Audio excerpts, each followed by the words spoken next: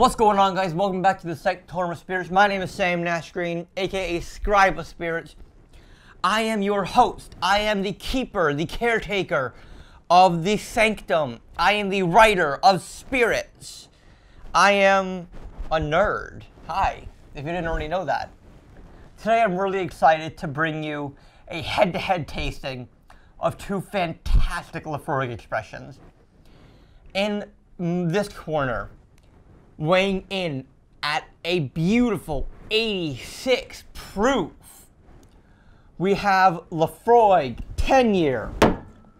This is the epitome of Laphroaig. This is the Laphroaigiest Laphroaig to ever Laphroaig from Laphroaig.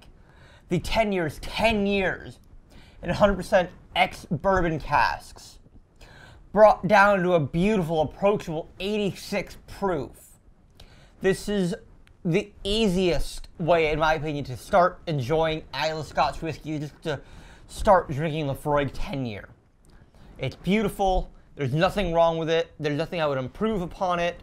But that's not to say there's not a lot of other great expressions from Laphroaig as well. And in this corner, weighing in at a whopping beautiful 96 proof, the new kid on the block, the one that's going to take your lunch money or your paycheck, and you're gonna love them for it, Laphroaig Sherry Oak! And I said Sherry Oak, not Gary Oak. I thought it would be really funny, so all the Pokemon fans can sit down right now. Cool, thank you.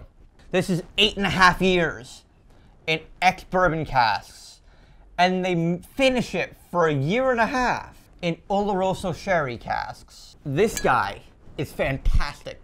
It's not released yet, so you'll have to start bugging your local liquor store to get it. And remember, shop local, shop small, support small business. Thank you, by the way, to our friends at Laphroaig for providing this to us, both of these to us, so we can actually taste them and do a side-by-side, a head-to-head comparison. So, are you ready to get smoky? Let's do it. We're going to pour off the regular Laphroaig 10 first. Pour a nice, decent-sized tasting dram right there. Pop this cork back in. And then we're going to pour a nice, decent-sized tasting dram of our Sherry Oak.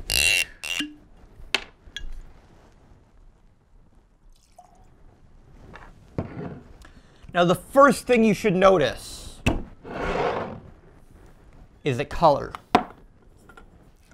The regular Laphroaig 10 is gold. It's almost yellow. It's straw, but a light straw. It's hay, a light hay. It's gold, and it's very clear.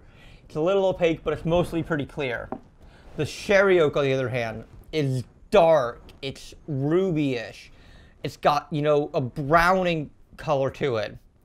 There's red hues kind of throughout it from the Oloroso cask finishing. So, which is the winner? Which is the better whiskey? First and foremost, they're both fantastic whiskeys, and I'm biased towards Laphroaig, so I'm not going to say anything bad about them. But we're going to start by tasting the regular 10-year first, and then we're going to compare it to the Sherry Oak. And then we'll compare the Sherry Oak to the regular 10-year. And then, dear viewers, I'm going to try and shuffle them up enough so that I don't remember which one they are. So, without further ado, let's taste. Well, let's nose first. So, regular Laphroaig 10-year. Smoky green apples, a little bit of, you know, brine, a little bit of that used Band-Aid, rubbery, plasticky. Kind of like if you hit a skid mark, but like it caught on fire, but you put it out really fast, like with your bike or whatever, or like if with a car or whatever, you know. This is like seaweed actually, but like dried seaweed, like I'd expect to find in like sushi or in miso soup. The saltiness, the brininess really does shine through, and it actually kind of reminds me of matzo ball soup. So, you know, if you've never had matzo ball soup from a Jewish deli, you really need to, because that broth is just super briny and salty and savory. There is kind of a burnt wood charcoal kind of flavor to this as well. Well, I say flavor, but I mean aromatic in this case. There's a kind of smell reminiscent of, like, you know, burnt wood charcoal a little bit. Onto the palate.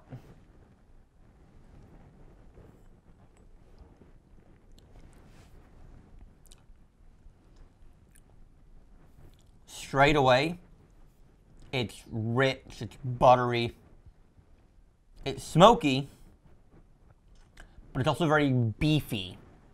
Lots of beef, like beef tallow, very umami flavored. There's a little bit of vanilla, as one would expect, being 10 years in ex-bourbon, but it's very mellow. Again, this is 86 proof, so it's not going to blow your head off. I mean, the flavor might, but the proof might not. Take a quick swig of water, and then we'll taste the sherry oak. Onto the sherry oak. I mean, already it's a night and day difference, where this was a lot more, you know, iodine and seaweed and burnt rubber.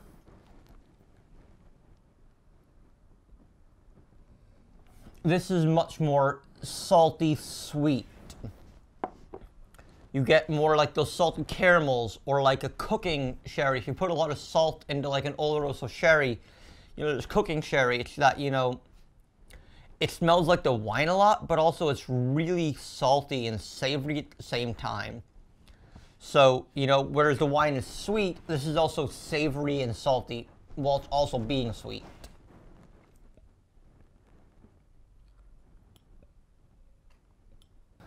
This is delicious. It kind of reminds me, actually, of Werther's Original caramels.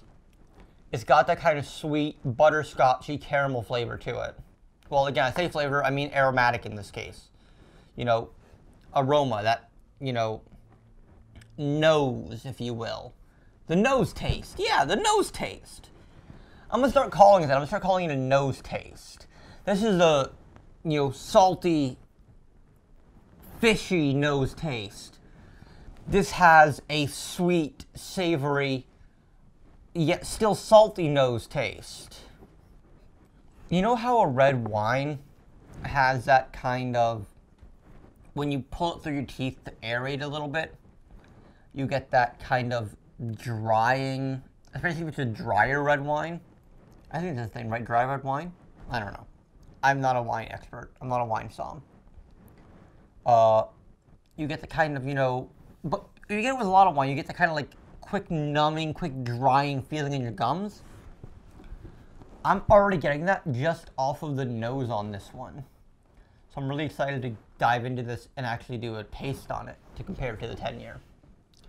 So I want to do a quick one more taste of the 10-year right before we get into tasting the 10 sherry.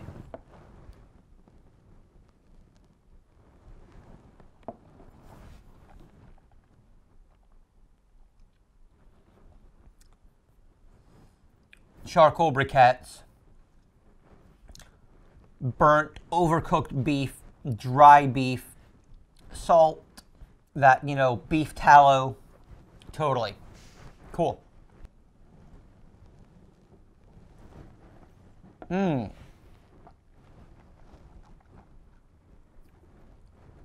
Not only is the color and aromatics night and day, the flavor truly is night and day.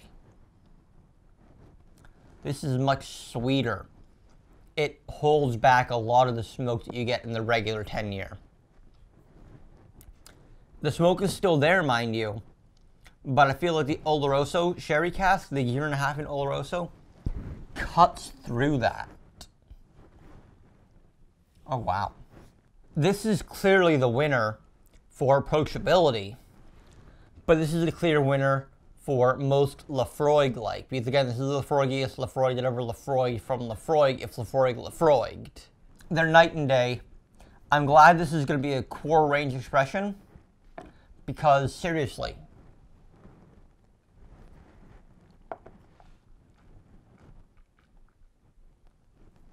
this has that umami, beefy flavor. It has that smoke to it. but it's a lot more reeled in than this.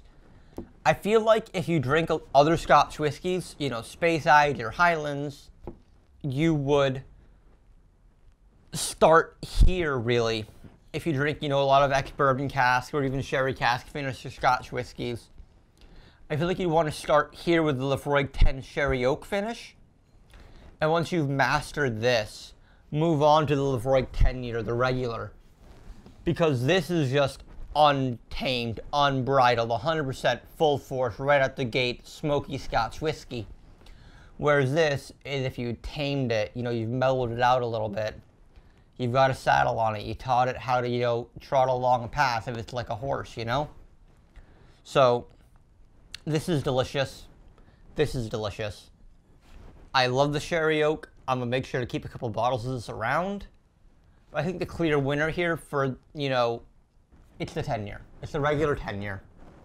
This is truly typical Laphroaig. This is exactly what you want from a normal Laphroaig.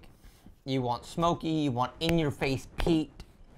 You want a little bit of those other, you know, savory characteristics and some of the sweetness. And you go to things like the sherry oak for more unique aspects. So they both have their merits. They both have their times and their uses for when you want to use them and when you don't want to use them. There's no wrong answer here. So, I don't know. I can't really pick on a winner of which is better because they're both just so damn good. Thanks for tuning in, guys. We'll see you next time. Cheers. Sanchiva.